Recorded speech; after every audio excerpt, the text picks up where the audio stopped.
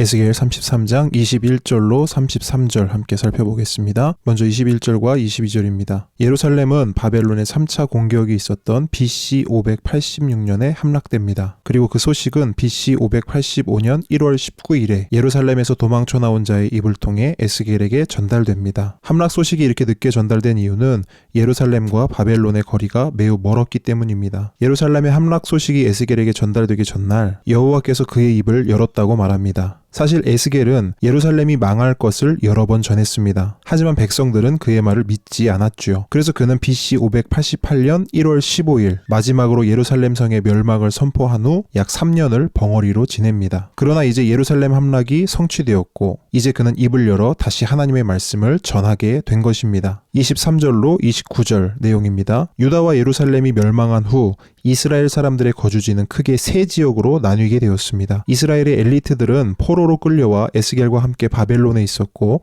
나머지 사람들은 대부분 가나안 지역에 그대로 살게 되었습니다. 일부의 사람들만 살 길을 찾아 애굽으로 피난을 떠나게 되었습니다. 23절 29절의 말씀은 이 세 그룹 중 가나안에 그대로 남아있는 자들에 대한 하나님의 말씀입니다. 하나님은 그들이 엄청난 착각 속에 있다고 말씀하셨습니다. 어떤 착각일까요? 그들은 포로로 끌려가지 않은 자신들만이 아브라함의 후손이며 가나안 땅을 계승할 자격이 있다고 주장했습니다. 하지만 하나님께서는 그들이 의로워서 그들이 그럴듯해서 포로로 끌려가지 않고 가나안에 남았다고 말씀하시지 않습니다. 하나님은 오히려 그들의 죄를 고발하십니다. 그들은 고기를 핏째 먹음으로 율법을 어겼고 우상을 숭배했으며 자신들의 욕심을 위해서는 살인도 서슴지 않았습니다. 또한 그들은 자신들의 욕정에 이끌려 암호하고 아무 때나 성관계를 가졌다고 하나님은 고발합니다. 그리고 하나님은 그들을 향해 말씀하십니다. 이러고도 너희가 아브라함의 후손이냐? 이러고도 너희가 가나안 땅을 계승할 자격이 있다고 생각하느냐? 너희들에게 어울리는 것은 칼과 들짐승과 그리고 전염병이다. 하나님의 이 말씀은 그대로 이루어졌습니다.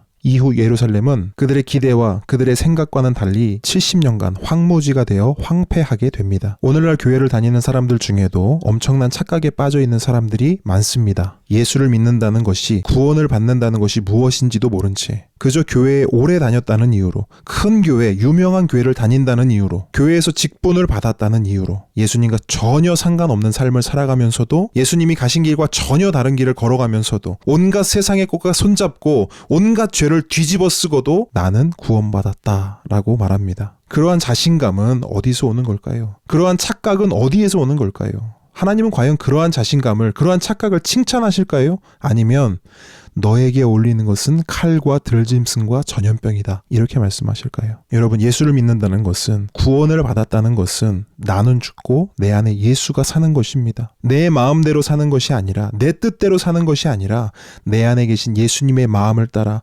예수님의 뜻에 따라 사는 것이 바로 그것이 예수 믿는 것이고 그것이 구원받은 자의 삶인 줄 믿습니다. 이것을 기억하는 저와 여러분 되기를 축복합니다. 30절, 33절 함께 보겠습니다. 23절과 29절의 말씀이 가나안에 남아있던 자들에 대한 하나님의 말씀이었다면 30절에서 33절의 말씀은 바벨론의 포로로 끌려온 자들을 향한 하나님의 말씀입니다. 예루살렘의 함락 소식이 바벨론에 전해지자 에스겔은 백성들에게 참 예언자로 인정을 받게 됩니다. 그래서 30절을 보면 백성들은 서로 만날 때마다 이렇게 이야기합니다. 오늘은 어떤 새로운 하나님의 말씀이 있나 에스겔을 찾아가서 들어보자. 여기까지만 보면 이제 백성들이 정신을 차린 것처럼 보입니다.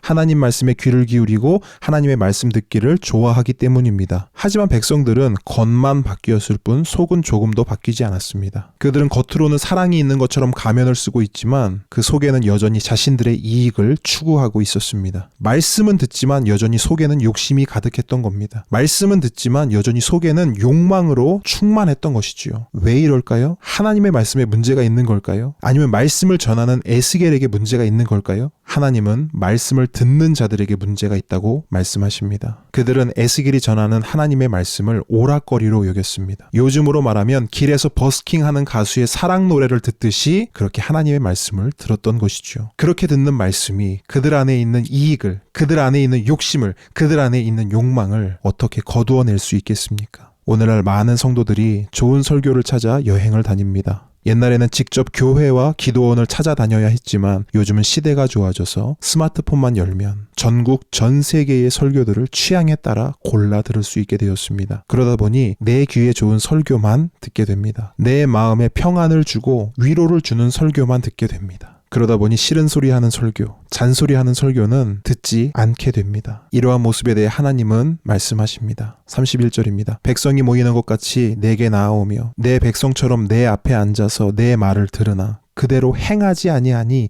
이는 그 입으로는 사랑을 나타내어도 마음으로는 이익을 따름이라. 겉으로는 하나님 말씀에 대한 사랑이 있는 것 같지만 속으로는 여전히 자신의 귀와 자신의 마음에 이익이 되는 것만 따른다는 것입니다. 하나님은 이러한 자들에게 경고하십니다. 33절입니다. 너희들은 지금 아무것도 모르고 희희낙낙할 것이다. 하지만 모든 일이 이루어지면 즉 심판의 날이 이르면 너희들은 너희 가운데 선지자가 있었음을 알게 될 것이다. 저와 여러분은 하나님의 말씀을 어떻게 듣고 있습니까? 하나님의 말씀을 어떻게 살아내고 있습니까? 여러분, 좋은 말씀을 많이 듣는 것 너무나 중요합니다. 하지만 더 중요한 것은 그 좋은 말씀을 우리의 삶으로 살아내서 우리의 삶을 하나님께 산 제물로 올려드리는 것입니다. 오늘 말씀을 통해 진지하게 나 자신의 삶을 돌아보는 저와 여러분이 되기를 주님의 이름으로 축복합니다.